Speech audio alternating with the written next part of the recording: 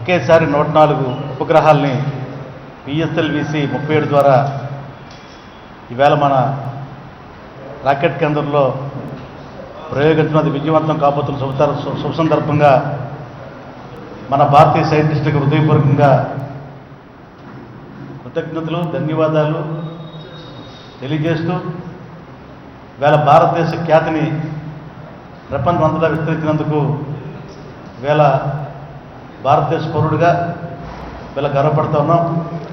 ఇటువంటి ప్రయోగాల ద్వారా భారతదేశ ప్రతిష్ట నిర్మింపజేయడంలో ఇతర అధికారులు మన భారతీయ సైంటిస్టులు తీవ్రంగా కృషి చేసినందుకు హర్షం ప్రకటిస్తూ ఉన్నాం.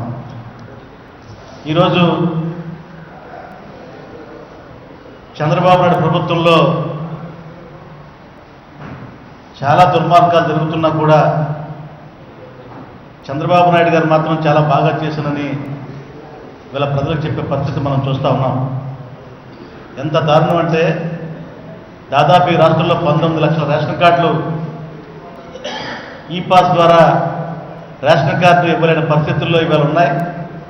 అందుకు గల కారణం తెలుగుదేశం పార్టీకి చెందినటువంటి జన్మభూమి కంపెనీ ద్వారా కొత్తగా ఇచ్చిన రేషన్ కార్డులన్నీ కూడా దొంగ రేషన్ కార్డులు అని చెప్పి ఇవాళ తేలిందన్న విషయాన్ని మీ ద్వారా తెలియజేస్తున్నాం. మొట్టమొదటి నుంచి వైఎస్ఆర్ కాంగ్రెస్ పార్టీ జన్మభూమి కమిటీలు వ్యతిరేకిస్తున్నప్పటికీ కూడా అడ్డగోలుగా స్థానిక సంస్థల అధికారుల తాలూకా విధులు నిర్వీర్యం చేసి వారి తాలూకా అధికారాల్ని సర్వనాశనం చేసి నాడు మహాత్మా గాంధీ గ్రామ స్వరాజ్యం ద్వారా ప్రజలకి పరిపాలన అందించాలనేటువంటి ఒక గొప్ప ఆశయంతో నెలకొల్పినటువంటి స్థానిక సంస్థలు నిర్వీర్యం చేసే విధంగా జన్మభూమి కమిటీలు పెట్టి తెలుగుదేశం పార్టీ కార్యకర్తలకి తెలుగుదేశం పార్టీ సానుభూతి పరులకి ఈవేళ రేషన్ కార్డులు, పెన్షన్లు, అనేకమైన కార్యక్రమాలు దొంగతనంగా చేసే పరిస్థితికి ఈవేళ చంద్రబాబు ప్రభుత్వం దిగజారి ఈవేళ రాష్ట్ర ప్రభుత్వానికి ఈవేళ భారమోపి పరిస్థితులు ఈవేళ చంద్రబాబు నాయుడు విధానాలు ఉన్నాయనే విషయాన్ని మీ ద్వారా తెలియజేస్తున్నాం. దీన్ని తీవ్రంగా ఖండిస్తూ ఉన్నాం. తక్షణమే ఈ రాష్ట్రంలో ఏర్పాటు చేసినటువంటి జన్మభూమి కమిటీలన్నీ కూడా రద్దు చేయాలని చెప్పి మీ ద్వారా ఇవాళ డిమాండ్ చేస్తున్నాం. శశికళ మీద సుప్రీంకోర్టు తీర్పు రాగానే చంద్రబాబు నాయుడు క్యాబినెట్ మీటింగ్ పెట్టి చంద్రబాబు నాయుడు గారితో పాటు కొంతమంది మంత్రులు, తెలుగుదేశం పార్టీకి చెందినటువంటి కొంతమంది నాయకులు జగన్మోహన్ రెడ్డి గారి మీద ఇష్టం వచ్చేటువంటి కార్యక్రమాలు మాట్లాడుతున్న పరిస్థితి మనం చూసాం. ఈవేళ సుప్రీంకోర్టు తీర్పులో రైతుల తాలూకా భూముల్ని కారు చావుగా అమ్మమని ఒత్తిడి తీసుకొచ్చినందుకు ఈవేళ శిక్ష పడిందనే విషయాన్ని గమనించవలసిందిగా మీ ద్వారా కోరుతూ ఉన్నా. ఈవేళ చంద్రబాబు నాయుడు ప్రభుత్వంలో రాజధాని భూముల విషయంలో ఏ విధంగా అయితే రైతుల మీద ఒత్తిడి తీసుకొచ్చి నారాయణ గారు, సీఎం రమేష్ గారు, సుజనా చౌదరి గారు వేల ఎకరాలని రాజధాని భూముల్లో ఏ విధంగా కొనుగోలు చేశారో, అలాగే విశాఖపట్నంలో జరుగుతున్న భూదందా కార్యక్రమాల్లో ఒకసారి మనం పరిశీలించినట్టయితే ఈవేళ శశికళకు పడే శిక్ష తెలుగుదేశం పార్టీకి చెందినటువంటి ముఖ్యమంత్రి నుంచి లోకల్ ఎమ్మెల్యేల వరకు కూడా ఒక్కొక్కరికి దాదాపు 24 ఏళ్ళు జైలు శిక్ష పడే అవకాశాలు ఉన్నాయి. కాకపోతే చంద్రబాబు నాయుడు గారికి ఉన్నటువంటి ఆరితేరిన విద్య, అన్ని వ్యవస్థల్ని మేనేజ్ చేసుకోగలిగిన నమ్మకంతో ఈవేళ చంద్రబాబు నాయుడు గారు ఈ రాష్ట్రంలో ఈ దుర్మార్గాలు పాల్పడుతున్నారు.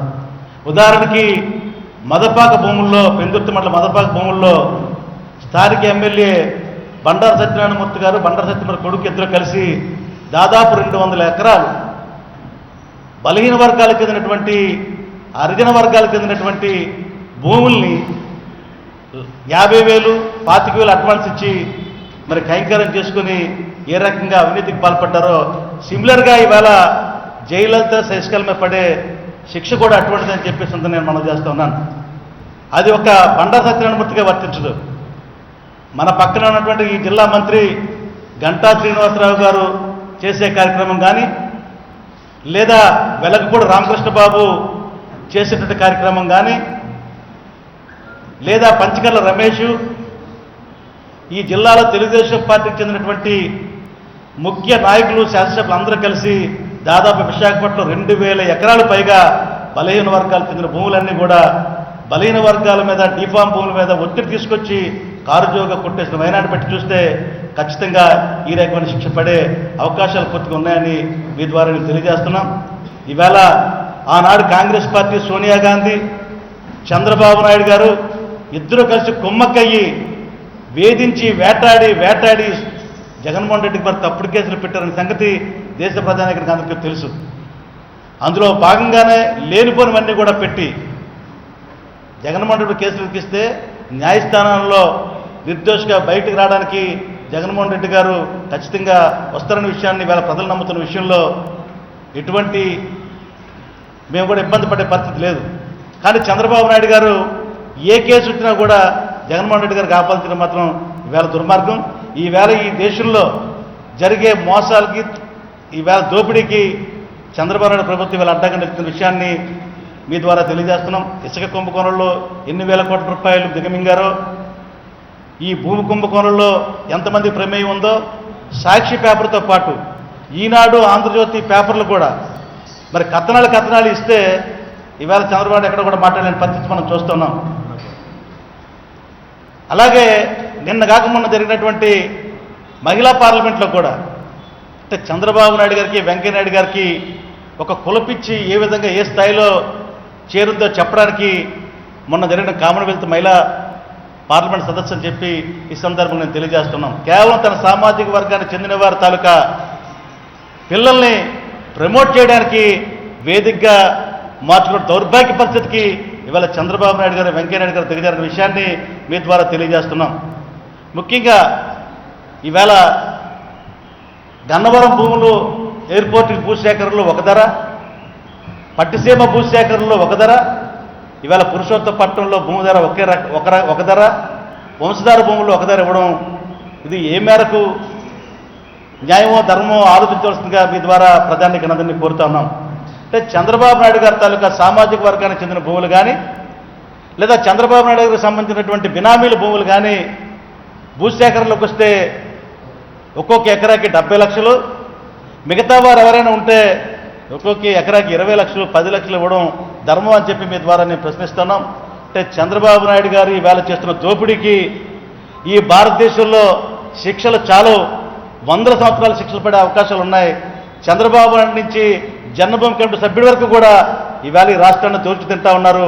ఒక్కొక్క శాసనసభ్యుడు 600 కోట్ల పైచీలకు సంపాదించుకున్నారనేది ఈనాడు, ఆంధ్రజ్యోతి పేపర్ల ద్వారా, వాళ్ళ కథనాల ద్వారా తెలుస్తూ ఉంది. అంటే ఈనాడు, ఆంధ్రజ్యోతి అసూయపడే విధంగా అంత ఘోరంగా ఇవాళ తెలుగుదేశం పార్టీ శాసనసభ్యులు, మంత్రులు దోచుకుతుంటున్నారనే బాధని ఇవాళ మనం ఆ పేపర్లోనూ కథ టీవీలో మనం చూస్తున్న పరిస్థితిని గమనించవలసిందిగా మీ ద్వారా ప్రధానికాన్ని కోరుతూ ఉన్నాం. ఊరికి ఎన్నాళ్ళు సాక్షులు వస్తే ఈ సాక్షి ఏదో కావాలని రాస్తుందనే మాట చెప్తున్న పరిస్థితి మనం చూసాం. కానీ ఈవేళ అన్ని పత్రికలు, ఏ ఒక్క పత్రిక కూడా ఈ రాష్ట్రంలో అవినీతి జరగలేదని ఒక పత్రిక కూడా రాలేని పరిస్థితి మనం చూస్తున్నాం. ఆఖరికి ప్రతి క్యాబినెట్ మీటింగ్లో, నిన్న జరిగిన క్యాబినెట్ మీటింగ్లో కూడా చంద్రబాబు నాయుడు గారు చాలా బాధపడిపోతూ ఉన్నారు. మీ మంత్రులు పనితీరు బాగోలేదు, మీరు బాగా దోచేస్తున్నారు, నేను నా కొడుకు తప్ప మీరెవరూ దోచడానికి వీల్లేదనే మాట మాట్లాడారంటే ఎంత దారుణంగా దోపిడీ ఈవేళ మరి కింద స్థాయి, క్షేత్రస్థాయిలోకి దిగజారదో ఒకసారి ఆలోచించాల్సిందిగా మీ ద్వారా నేను కోరుతున్నాం.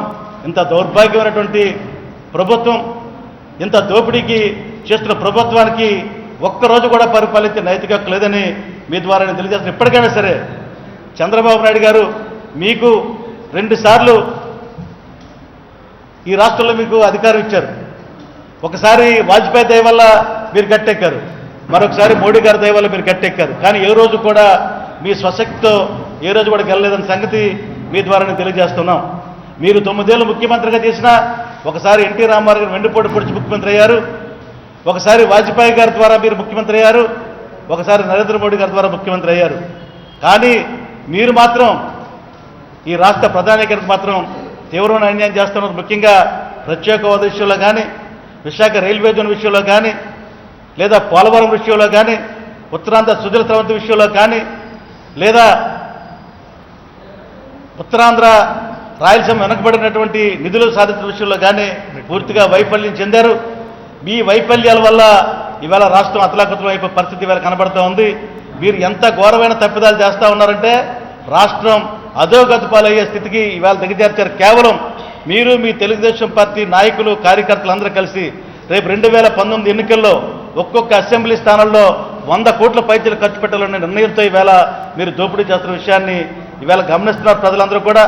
ఆఖరికి శాసనమండలి ఎన్నికల్లో కూడా ఒక్కొక్క ఎమ్మెల్సీకి 100 కోట్లు కేటాయించి ఒక్కొక్క గ్రాడ్యుయేట్ ఓటుకి 10,000 నుంచి 25,000 రూపాయల వరకు ఖర్చు పెట్టాలన్నటువంటి నిర్ణయం తీసుకోవడం కూడా చాలా దుర్మార్గం. నేను కేబినెట్ మీటింగ్లో ఎలాగైనా సరే ఎన్ని కోట్ల ఖర్చు అయినా సరే ఎమ్మెల్సీలు గెలవాలని మీ ముఖ్యమంత్రులకి మీ మంత్రులకి మీరు చెప్పడం ఇది ప్రజాస్వామ్యాన్ని మరి కూని చేయడం అని చెప్పి మీ ద్వారా తెలియజేస్తున్నాం. దయచేసి మీరు మాత్రం అవినీతి మీద మాత్రం మాట్లాడకండి.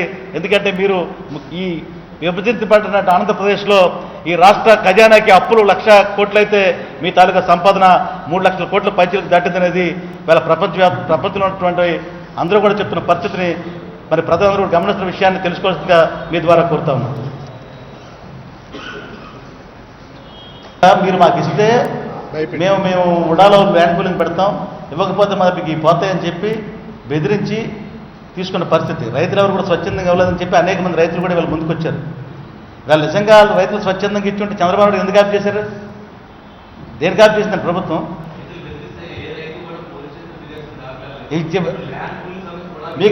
మీకు జైలద్దు భూమి మీద కూడా రైతులు ఎవరు ఇది ఇవ్వలేదు. సుబ్రహ్మణ్య స్వామి కేసు వేస్తే బయటకు వచ్చింది. ఉడావీసీ డైరెక్ట్గా ఎమ్మెల్యేలు పిలిచి మీరు ఒక్కొక్కరు 200 ఎకరాలు కొనుక్కోమని చెప్పిన మాట కూడా ఇవాళ బయటకు వస్తూ ఉంది.